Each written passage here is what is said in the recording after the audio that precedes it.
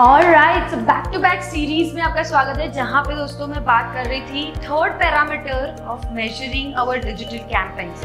So hi, Forum Malpatiya Patel and today I am gonna talk about कि हमारा third parameter which is CPA वो क्या होता है, कैसे मेजर करना है और इसके सारे calculations. Before that make sure that you subscribe the channel and आप बेल का आइकॉन जरूर दबाइए ताकि और नई एक्साइटिंग वीडियोस की सारी इंफॉर्मेशन आपको तुरंत मिल जाए।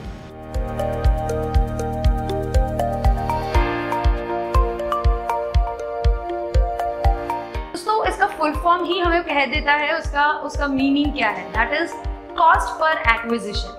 अब डिजिटल की दुनिया में दोस्तों हम इसे कॉस्ट पर एक्विजिशन कहते हैं, बट बिजनेस की लैंग्वेज में या मार्केटिंग की लैंग्वेज में हमने बहुत सारी बार ये टर्मिनोलॉजी सुनी है, CAC यानी कि कस्टमर एक्विजिशन कॉस्ट।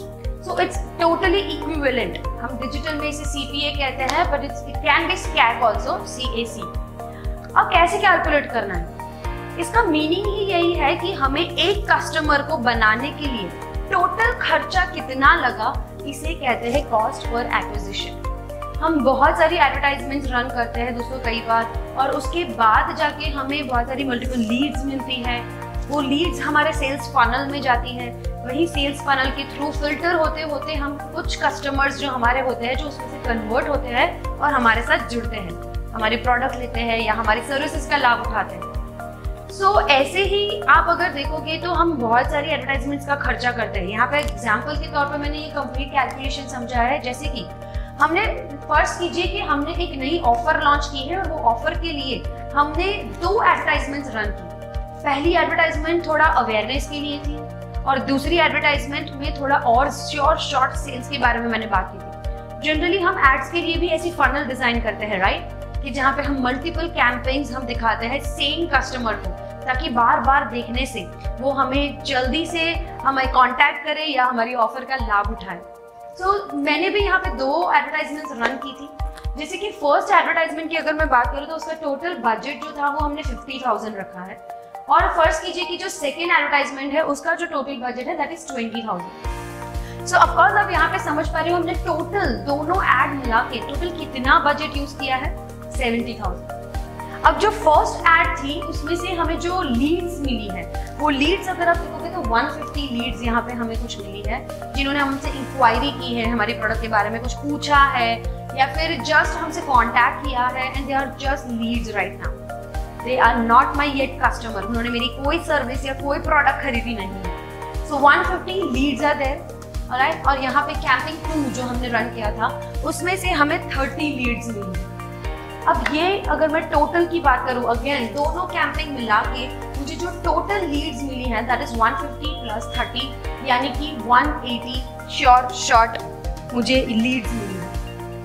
अब यहाँ पे दोस्तों हमें समझना ये है कि इस लीड्स में थे हम कई बार हमारे हर एक बिजनेस में जो फनल होती है उसके थ्रू जब इन लीड्स को पास करते हैं, यानी कि हम कॉलिंग करते हैं, हम कस्टमर को मिलने बुलाते हैं या हम उनके घर विजिट करते हैं, उन्हें हमारे प्रोडक्ट समझाते हैं, या फिर अगर ऑनलाइन का अगर है बिजनेस तो हम उनसे कम्युनिकेट करते हैं, और उसके बाद वो हमारे प्रोडक्ट कैटलॉग ये सब देखने के बाद फिर हमें ऑर्डर देते हैं और फिर हमारे प्रोडक्ट या सर्विस खरीदते हैं।